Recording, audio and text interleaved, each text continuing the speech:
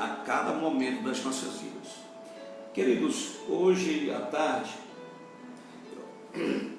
confesso que eu não planejei esse momento. Estava estudando pela manhã para encerrar a escola bíblica, né, que vou encerrar amanhã, a última lição da escola bíblica. Mas hoje à tarde eu deixei a revista de mão e comecei a meditar no Evangelho de Lucas. E nesses alguns minutos que nós vamos passar aqui, eu quero meditar nesse texto de Lucas, porque ele fala muito conosco. Eu fiz aqui algumas anotações, um esqueleto de esboço, porque eu não tenho assim uma memória boa como o pastor Pinheiro, que está aí ao vivo agora nos ouvindo. Deus abençoe a todos os irmãos que estão online conosco neste momento. Então eu tenho que notar para não esquecer. Se você está com a sua Bíblia aí, eu acredito que esteja, Lucas capítulo 17, versículo 26 e 27. Somente esses dois textos bíblicos para nós meditarmos aqui esta noite. São 19 horas e 4 minutos e eu sei que Deus vai falar muito conosco porque falou comigo. Lucas capítulo 17, versículo 26 e 27. Está escrito: e como aconteceu nos dias de Noé, assim será também nos dias do Filho do Homem. Comiam, bebiam, casavam-se e davam-se em casamento, até o dia em que Noé entrou na arca e veio o dilúvio e consumiu a todos. Oremos. Pai bondoso e querido Senhor das nossas vidas, diante da Tua presença nós nos encontramos e jamais queremos sair, não por causa dos nossos méritos pessoais, porque não temos, mas pelo sacrifício vicário do Teu Filho amado, que sacrificou por nós, para que tenhamos vida e vida com abundância. Apesar do que nós estamos vivendo, esta pandemia em todo o mundo tem ceifado muitas vidas, Senhor. Muitas vidas têm sido levadas à condenação eterna, porque morreram sem ter o conhecimento da Tua presença, do poder do Teu nome, do sacrifício que o Senhor fizera na cruz do Calvário. Que neste momento, Senhor, Tu possa trazer à tona aos nossos corações uma palavra genuína, verdadeira, para que venhamos despertar nesses últimos dias da igreja na terra. Em nome de Jesus Cristo, eu rogo a Tua sabedoria no meu coração, para ser transmitido para os que estão online e os que mais tarde irão ouvir esta mensagem, em nome de Jesus. Amém. Meus amados, eu observo aqui nesse texto de Lucas 17, que Jesus ele traz à tona a descrição sociológica detalhada do que estava acontecendo tanto na geração de Noé como na geração de Ló, lá em Sodoma e em Gomorra. Eu acredito aqui que Jesus, pelo poder divino, ele consegue mapear tudo o que está para acontecer antes da sua vinda. Eu sempre tenho dito isso há 2, 4 meses, há 5 meses, eu não me recordo. Deus tem me dado mensagens sobre os últimos dias da igreja na terra. E eu confesso aos senhores e senhoras que, mesmo sabedor da palavra de Deus, eu jamais imaginaria que nesse momento eu estaria pregando dentro da secretaria da igreja, com a igreja vazia, para as pessoas que estão online, porque nós estamos sendo bombardeados com um ser microscópico que tem ceifado muitas vidas. Nesse texto, eu observo aqui que o Senhor Jesus, Ele está nos ensinando uma verdade absoluta. Existem verdades abstratas, não comprovadas, mas tudo que o Senhor Jesus Cristo proferiu, que está na Bíblia, ou são verdades absolutas, sem sombra de variação. E essa verdade absoluta que Jesus nos passa a ensinar, Ele fala que os últimos dias, esses dias que vão anteceder a sua vinda, seriam semelhantes aos dias de Noé, a qual veio uma severa destruição daquela geração pecaminosa, daquela geração perversa. Gênesis capítulo 6, Deus chega a dizer que a imaginação dos homens era má constantemente. Ou seja, não havia espaço no coração dos homens, na mente dos homens, para um pensamento de bondade, para um pensamento divino. O pensamento daquele povo naquela geração era um pensamento maligno, era um pensamento que refletia a rebeldia do diabo no coração dos homens caídos. Jesus, nesse texto, ele nos fala de um tempo de indiferença no meio da humanidade, como também dentro da sua igreja. Quem é pastor e quem é ovelha verdadeiramente sabe do que eu estou falando aqui neste momento. Há uma indiferença, um desdém dentro da igreja como nunca antes na face da terra. As pessoas estão dentro do templo para aprender a palavra, entre aspas, como obrigação. Eu sempre bato nesta tecla. Eu aprendi pelo Espírito Divino que tudo que eu tenho que fazer para Deus não é obrigado, mas é uma forma de devoção, de amor, de carinho pelo que Ele fez para comigo.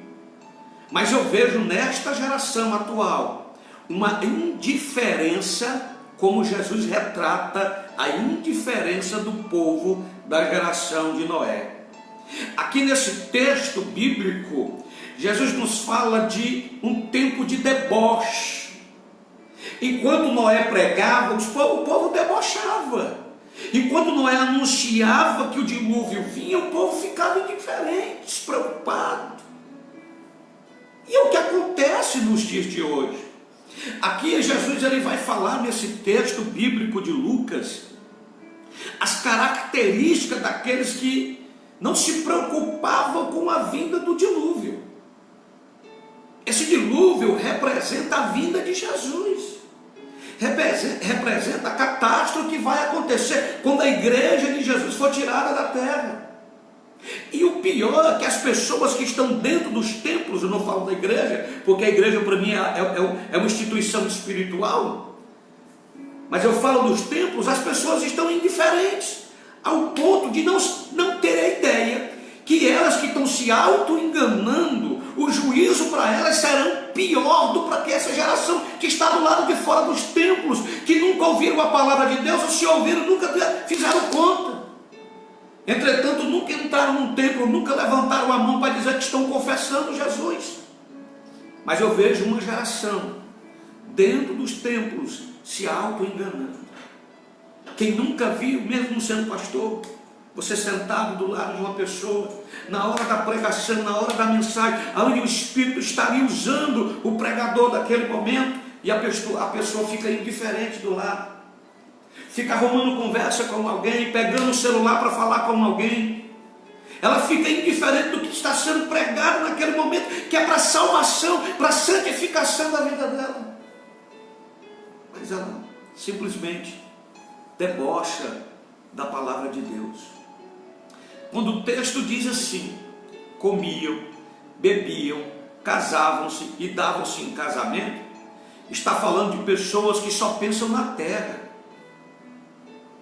Aquela geração que Jesus está falando era uma geração que só pensava nas coisas da terra: beber, se embriagar, se prostituir, fazer um casamento, fazer um futuro na vida. Não é errado, não é errado você se casar, não é errado você fazer uma faculdade, não é errado você ter um deslumbre de uma vida melhor. Só que quando isso ultrapassa o olhar para o céu, se torna pecado. O que é pecado? Eu sempre tento ensinar aos irmãos que o pecado ele é relativo. Como, pastor? O pecado ela é relativo. Por exemplo, eu estou com um aparelho de celular me gravando e está transmitindo imagem para outras pessoas, e aqui eu estou pregando a palavra de Deus para edificação de milhares de vidas. Então esse aparelho aqui, neste momento, ele não é pecado, ele está servindo de instrumento do reino de Deus para a edificação da vida. Entretanto, quando eu utilizo esse aparelho para me prostituir, para ver pornografia, para cantar mulher casada, para ter qualquer outro relacionamento proibido pela palavra de Deus, esse instrumento aqui, que era de edificação, agora se tornou um instrumento de pecado. Os irmãos entendem por que o pecado ele é relativo? Casar não é pecado, ter uma profissão não é pecado. Agora, quando esta profissão, quando algo terreno lhe tira o alvo do céu, você está errando o alvo, você está errando o reino de Deus. Olha para a vida de Abraão. Abraão, olha que a Bíblia diz que ele é o nosso pai na fé. É o nosso pai na fé. Porém, Abraão, ele errou o alvo. Olha a misericórdia de Deus. A Bíblia manda me espelhar no homem, que é o pai da fé, mas que, quando eu leio a Bíblia, eu vejo que ele errou o alvo. Qual? Abraão recebeu uma promessa de Deus, que ele seria pai de todas as nações, seria pai de muitos filhos. E houve uma promessa de um nascimento milagroso na vida de Sara. Só que Abraão deixou-se levar pelos sentimentos carnais e tentou desviar o caminho, dar um jeitinho brasileiro. E ouviu Sara, disse: Sara, a Sara disse para ele: deita com a minha empregada, minha serva, minha escrava, Agar. E ali Abraão tentou dar o jeitinho de antecipar a promessa de Deus. Irmão, não há nada humano que eu possa fazer para antecipar ou para adiar as promessas que Deus me fez. Não existe como. Deus é soberano, e as promessas que Ele fez no momento exato dele vai acontecer. Não adianta eu dar o jeitinho meu, não adianta eu sair de uma igreja, botar um ministério porque eu tenho uma promessa de pastor. Meu Deus, desses quase 22 anos de crente que eu tenho, eu recebi diversas promessas para subir outros ministérios, colocar outros ministérios, mas Deus sempre diz para mim: eu tenho algo na tua vida no tempo central. E no momento certo Deus me levou a cumprir a sua promessa, que era do pastorado na minha vida. Então Abraão, ele tentou antecipar a promessa de Deus, gerou um filho, gerou Ismael, não gerou Isaac. Então o que aconteceu com Abraão? Quando Isaac veio com uma eterna promessa que Deus já tinha feito para ele. Mas aquilo que era para se tornar bênção, aquele Isaac, o filho da promessa, se tornou maldição. Como, pastor? As palavras de Deus foram a Abraão. O menino já era adolescente, ou seja, alguns estudiosos chegam a dizer que Isaac tinha por volta de 14 para 17 anos. Esse período de tempo, Deus não estava mais falando com Abraão. Por quê? Porque Abraão não queria conversa com Deus. Abraão, todo o seu tempo era dedicado para quem? Para Isaac. O filho da promessa gloriosa agora se tornou um empecilho para Abraão cumprir o mandamento eterno: amar a Deus sobre todas as coisas, até sobre os filhos. Então, o anjo do Senhor aparece a Abraão e diz: Abraão, pega teu filho, teu único filho.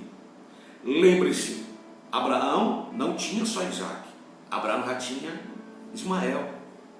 Mas o que Deus está falando com Abraão é que toda a sua atenção havia se voltado exclusivamente para Isaac. Então tudo ao seu redor havia sido desprezado por Abraão, até mesmo Deus. Por isso que o anjo diz assim: Abraão, pega teu filho, teu único filho. Deus não estava doido.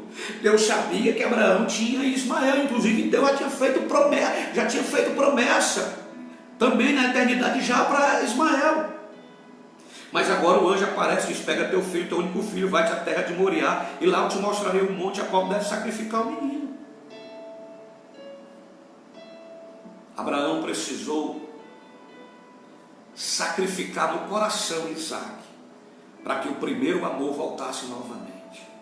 Queridos, ter filho, casado é pecado. Porém, quando isso se intromete na sua relação com Deus, se torna pecado.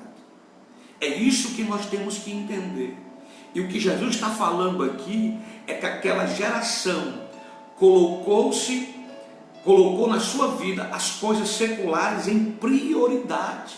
Comiam, bebiam, fala de prazer carnal, casavam e davam-se em casamento, fala de prazer carnal, sentimental. Então o que Jesus está dizendo aqui é que essa geração que está antecedendo a sua vida está caracterizada nisso: comer, beber, se divertir, ter relacionamento sexual, antecipar sua sexualidade, ter um relacionamento sem casar. É isso que Deus está falando com esse texto bíblico: que comiam, bebiam, casavam e davam-se em casamento. O povo havia esquecido da pregação de Noé. Está vindo um dilúvio que vai destruir a todos. Vocês precisam entrar na arca. A arca é a única maneira da salvação da humanidade. Nós sabemos que a arca aponta para a igreja invisível, do Deus invisível, que é salvação. Venha para a igreja. Eu não estou falando de quatro paredes, porque tem muitos que estão dentro de quatro paredes, mas estão indiferentes, estão debochando, vivem comendo, bebendo, casando, dando-se em casamento, e não estão nem aí para o dilúvio de destruição que está chegando para esta humanidade. Queridos, nesse texto, Jesus nos diz que Ele nos diz isso para que possamos ser capazes de discernir os tempos e sabermos que o fim está próximo.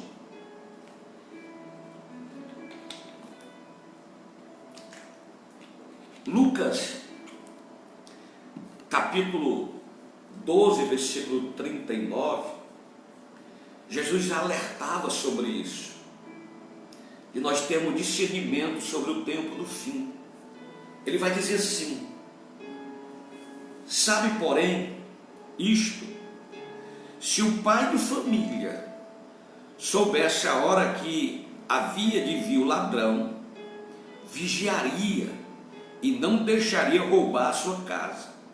E outro texto, minar, versículo 40, ele diz assim: portanto, estáis vós também apercebidos, percebam os sinais que está acontecendo, porque o filho virá, o filho do homem virá, a hora que vocês não vão imaginar.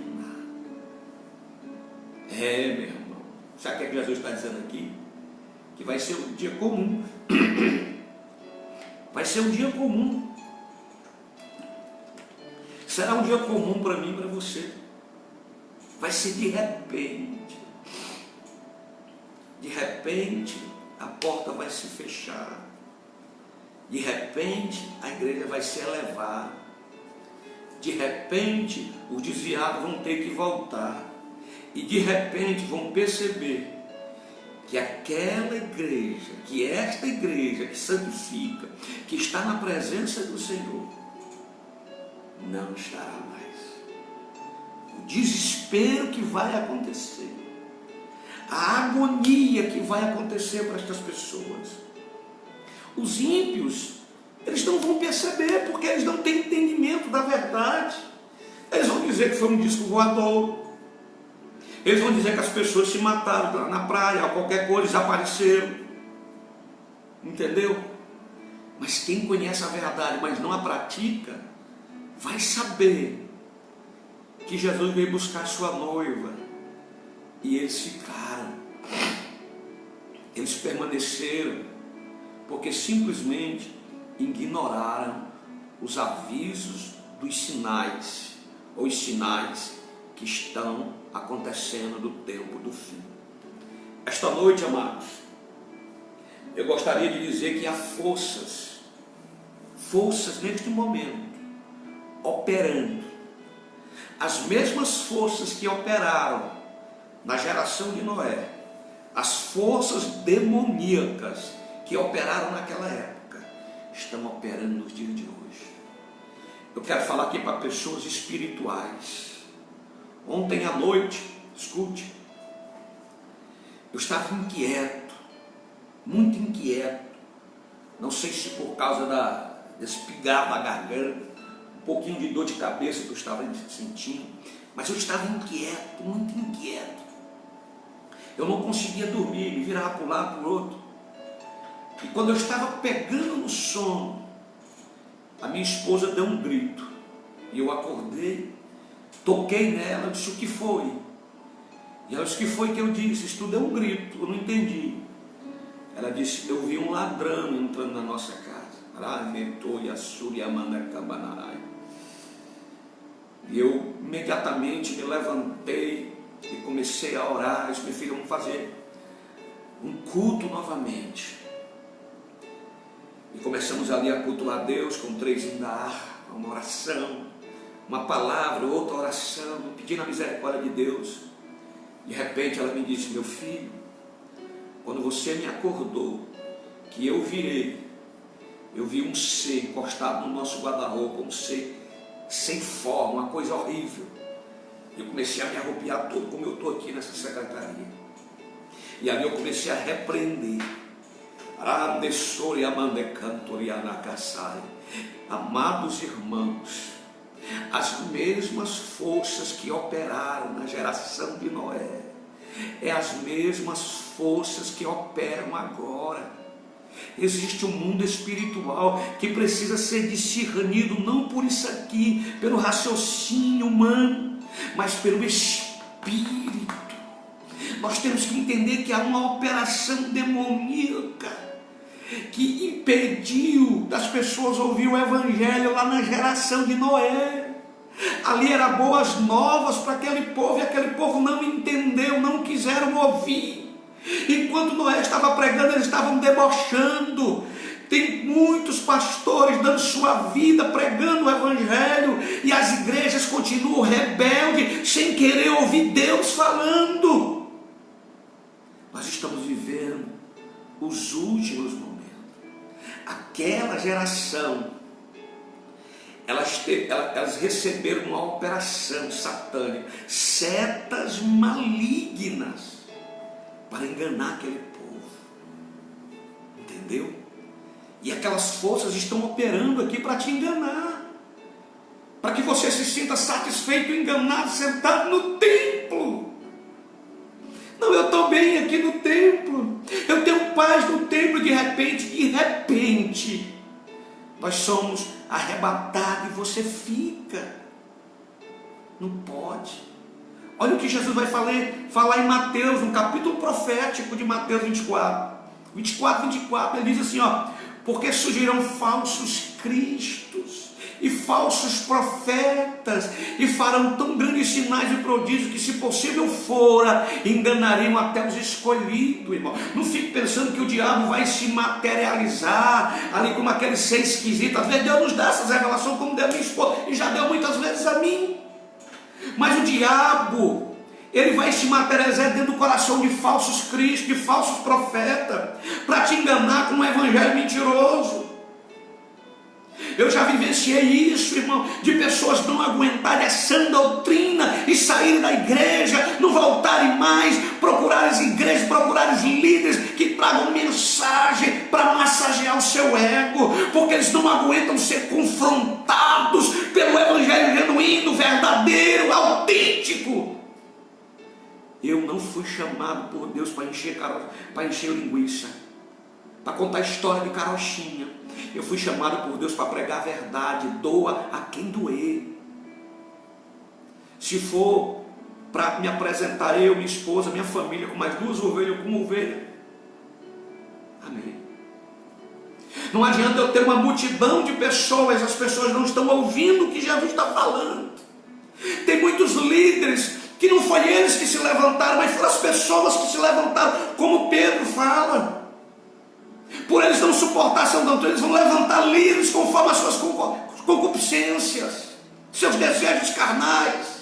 Olha, não pregue em cima do meu pecado, porque senão eu vou embora para outra igreja, senão eu deixo de dar o dízimo, eu fico com raiva de você.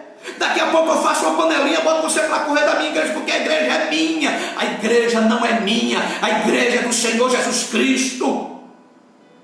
Eu vi esses dias pastores aqui publicaram no Facebook que abririam a sua igreja porque a igreja era sua. Não, irmão, eu não abri porque a igreja não é minha, a igreja é do Senhor Jesus Cristo. E existe uma liderança acima de mim, uma conversão, que mandou um relatório para mim: fecha até o dia 29, fecha. E eu, por obediente, para não entrar no pecado de rebeldia, fechei, porque a igreja não é minha, a igreja é do Senhor Jesus.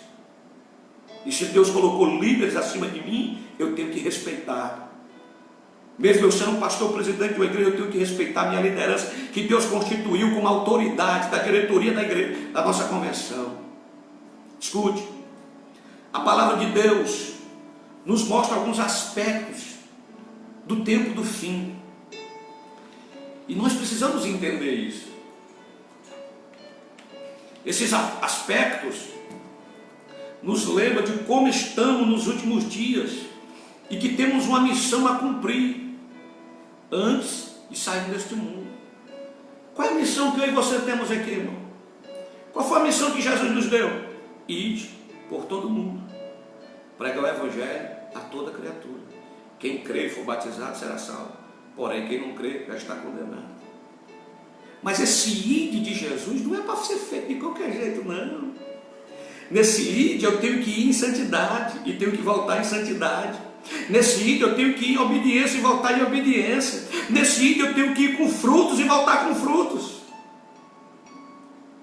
O ide de Jesus não é de qualquer jeito. Nós temos uma missão, e essa missão não pode ser feita de qualquer jeito, de qualquer forma, com desdém, com indiferença, com hipocrisia. Não. Você pode até ganhar alguém para Jesus com as suas hipocrisias, mas e a sua vida? Como vai ficar? Analisando esses aspectos que marcam os últimos dias da igreja na terra, verificaremos uma espantosa aceleração do pecado. Eu vou repetir. Esses aspectos dos últimos dias estão nos mostrando a aceleração do pecado. Hoje, como naquela época, os homens têm se alimentado do pecado, e hoje muito mais. Suas diversões era e é o pecado muito mais. Seus prazeres era o pecado, e hoje muito mais. Eles se regozijavam no pecado, e hoje muito mais. A norma de Deus, escute, igreja do Senhor, a norma de Deus para o seu povo era e é e continuará sendo a santificação. Não existe outra forma. Se não houver separação, sei que nós não somos perfeitos, mas nós temos que nos esforçar, porque está escrito na palavra, Levítico 27, portanto, santificai-vos e sede santo, pois eu, o Senhor vosso Deus, sou santo. Josué capítulo 3, versículo 5, Disse Josué também ao povo: santificai-vos, porque amanhã fará o Senhor maravilhas em vosso meio. Hebreus capítulo 12, versículo 14: segue a paz com todo e a santificação, sem a qual ninguém verá o Senhor. Mas precisamos entender que Deus exige a total separação dos seus filhos para o chamado liberalismo.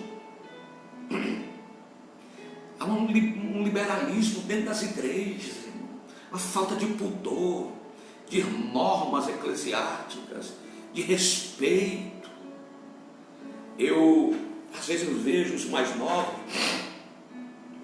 eles chegam para mim como pastor da igreja, me chamam de você, me chamam de tu.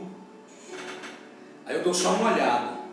Alguns se tocam, Senhor pastor, me perdoe, o senhor, mas outros não. Eu vejo uma diferença da nossa geração. Existem presbíteros aqui que, pela minha função de pastor, poderia chamar eles de você, mas são presbíteros mais velhos do que eu, e eu os chamo de senhores, pelo respeito. Existem pastores aqui e presbíteros mais velhos do que eu, e me chamam de senhor. Essa geração, irmão, há um liberalismo terrível em nosso meio, uma falta de pudor. Você vê que você vai procurar as fotos das décadas de 60, 70, 80, até o comecinho de 90, a saia das irmãs era lá nos pés, aí vem subindo, sobe também a saia, vai para a canela, daqui a pouco joelho, daqui a pouco coxa, daqui a pouco uma mini saia dentro da igreja. Escute, Deus exige total separação dos seus filhos. Ele não quer só o coração, como alguém diz por aí. Ele quer tudo: espírito, alma e corpo. Paulo, sendo usado pelo Espírito, na sua segunda carta aos Coríntios, capítulo 6, versículo 17, ele diz: pelo que sai do meio deles e apartai-vos, diz o Senhor, e não toqueis nada imundo, e eu vos receberei. Números capítulo 16, versículo 26, falou assim: e falou à congregação dizendo: desviai-vos, peço-vos das tendas destes homens ímpios, e não toqueis nada do que é seu, para que porventura não pereçais em todos os seus pecados. Atos dos Apóstolos, capítulo 2, versículo 40, e com muitas outras palavras isso testificava e os exortava dizendo: salvai-vos desta geração perversa. Apocalipse, capítulo 18, versículo 4, e ouvi outra voz do céu que dizia: sai dela, povo meu, para que não sejais participantes dos seus pecados, para que não incorra nas suas pragas. A falta de padrão morais gera a aceleração do pecado, irmão. Está faltando padrão moral dentro das nossas igrejas. É isso que está acontecendo. É por isso que nunca houve tanto adultério. Eu não estou falando do povo do mundo não, porque a gente já sabe que existem essas práticas. Eu estou falando da igreja, os escândalos que têm acontecido. Não é brincadeira. Deus, Ele exige total santidade. Deus exige uma limpeza moral diante dele, com o coração arrependido pelo pecado. Pedro, na sua carta universal, na sua primeira carta, capítulo 1, versículo 16, ele vai dizer: porquanto escrito está, sede santo, porque eu sou santo. Aí eu quero aqui, irmãos, não finalizar, porque ainda tem outras coisas para falar aqui. Só aguenta mais um pouquinho, não sai não. E compartilha esse vídeo aí, para outras pessoas verem isso aqui. Amós 3:3. Andarão os dois juntos, se não tiverem de acordo? Para andar com Deus, tem que estar de acordo com o seu padrão moral. A falta de discernimento espiritual, ela gera a aceleração do pecado. É por isso que tem muita gente querendo andar com Deus de qualquer jeito. E elas não percebem que os ímpios blasfemam de Deus por causa da vida de muitos, que dizem uma coisa, mas os seus atos falam outras. Olha, o texto aqui é bem claro, e como aconteceu nos dias de Noé, assim será também nos dias do Filho do Homem. Comiam, bebiam, casavam e davam-se em casamento, até o dia em que Noé entrou na arca e viu o dilúvio e consumiu a todos. Preste atenção nisso aqui.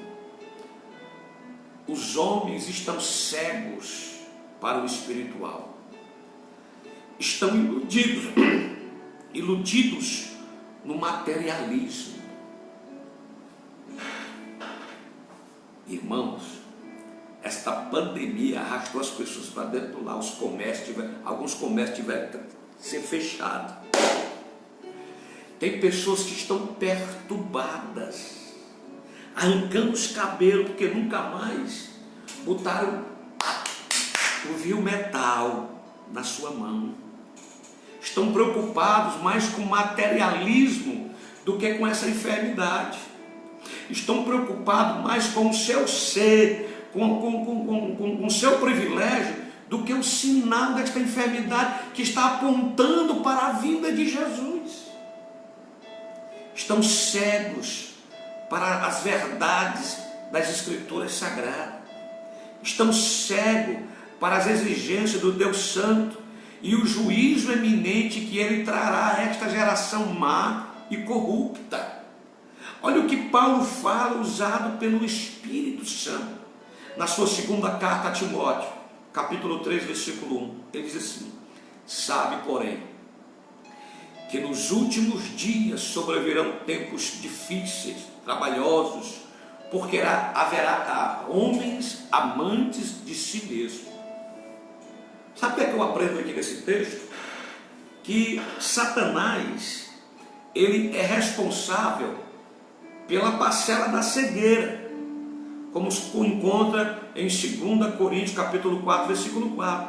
Entretanto, na minha concepção teológica, o homem tem sua parcela de culpa nessa cegueira. O homem sempre tem uma escolha. Queridos, eu creio na graça preventiva de Deus. Eu não creio que Deus criou o homem destinado ao inferno e outros para o céu. Eu creio que Deus nos deu o livre-arbítrio. Nos deu o livre-arbítrio e nos deu a graça para tomarmos esta decisão. Olha, se eu estou vivo hoje com 46 anos de idade, foi a graça de Deus preventiva que me levou até os 27 anos, quando eu confessei o nome de Jesus. Porque só quem conhecer minha vida antes e depois dos 27 anos sabe o que eu estou falando. Então nós temos sim um poder de escolha pela graça preventiva. Se você está vivo neste momento, é porque a graça de Deus te trouxe até aqui para você ouvir esse vídeo, ver esse vídeo e ter a sua escolha, se você quer seguir a Jesus ou não, se você quer ir para o céu ou não. Olha o que Josué vai falar, olha o poder da escolha do homem. Olha o que Josué vai falar no capítulo 24, versículo 15. Porém, se vos parece mal aos vossos olhos servir ao Senhor, escolhei hoje a quem se vais. Se os deuses a quem serviram os vossos pais, que estavam da além do rio, ou os deuses dos amorreus, em cuja terra habitais. Porém, eu e a minha família, ou a minha casa, serviremos ao Senhor. Josué escolheu servir a Deus. Em Deuteronômio, capítulo 30, versículo 19, olha o poder da escolha. Olha o que Jesus oferece, olha o que Deus oferece para as nossas vidas. Ele vai dizer assim: olha, os céus e a terra tomam hoje por testemunhas contra ti, que te tenho proposto a vida e a morte, a bênção e a maldição. Aí ele completa dizendo: escolhe, pois, a vida, para que vivas tu e a tua semente, a tua casa, o teu lar. Nós temos o poder de escolha. Você escolhe ir para a igreja ou ficar. Você escolhe para o céu e para o inferno. Você escolhe Jesus ou o diabo, santidade ou imundície.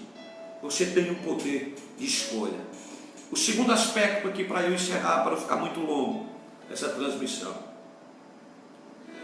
O segundo aspecto dos últimos dias é que o texto de Lucas, apontando para Gênesis 6, ele vai nos falar que uma tempestade, um dilúvio, estava se aproximando, mas os homens não percebiam. O dilúvio estava chegando e os homens não estavam preparados para ele. Olha o que o texto vai dizer, Gênesis 6, 7. E disse o Senhor: destruirei de sobre a face da terra o homem que criei, desde o homem até o animal, até o réptil, até as aves do céu, porque eu me arrependo de haver feito. Escute o que eu vou te falar aqui, irmão, para eu encerrar essa transmissão. Enquanto Noé pregava, sabe o que é que o povo fazia? Zombava. Enquanto eu estou pregando aqui, quantas pessoas passaram nesta live e não ficaram, porque não tem coragem de ouvir a verdade.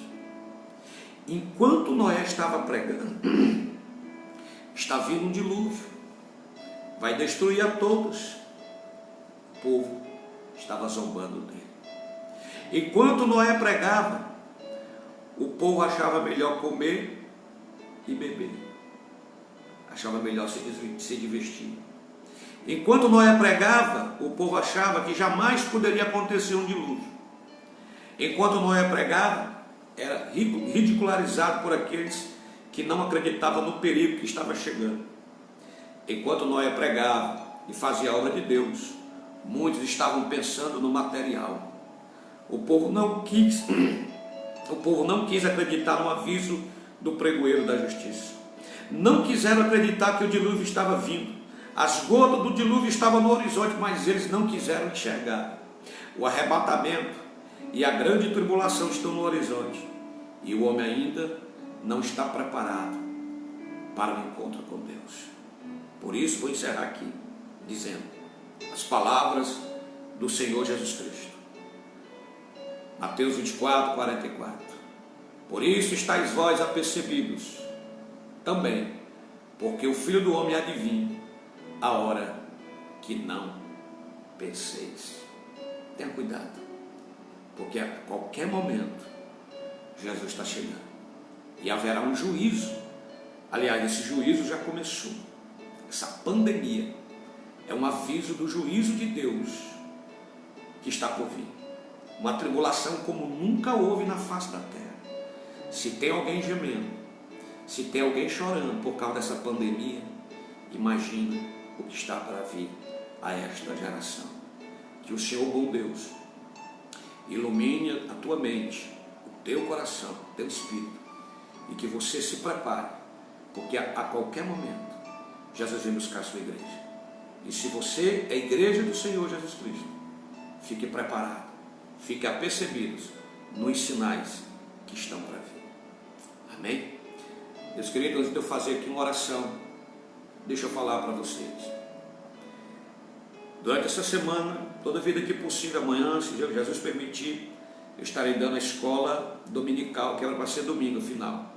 Vou estar dando a última lição agora, amanhã, a partir das 19 horas, se Jesus permitir. A garganta não está boa. E lembrando a todos os irmãos que no dia 30 nós teremos o nosso grande culto de ceia. É quando no dia 29 acaba-se o decreto do governo, né, e a determinação também da nossa convenção, e nós estaremos na segunda-feira, às 19 horas, aqui no Templo Sede, ceando com os irmãos. Eu só tenho uma recomendação: mesmo o decreto acabando, os irmãos que estão enfermos, fiquem em casa. Os irmãos que estão tossindo, fiquem em casa. Os irmãos que estão espirrando, fiquem em casa. Os irmãos que estão com febre, fiquem em casa. Só venham aqueles que estão sadios. Se você tiver uma máscara, venha com ela, tá bom? Traga uma máscara. Vai ter álcool na frente da igreja. Passe a mão assim que você chegar. Se já tiver algo em casa, traga também. Talvez o que a gente tem aqui porque já foi usado muito, talvez não dê, a gente não consegue mais comprar nas farmácias. Os irmãos são tão cientes disso. Então essas informações que eu trago para vocês, tá bom? Que o Senhor Deus abençoe, dê uma noite repleta de sono, de saúde,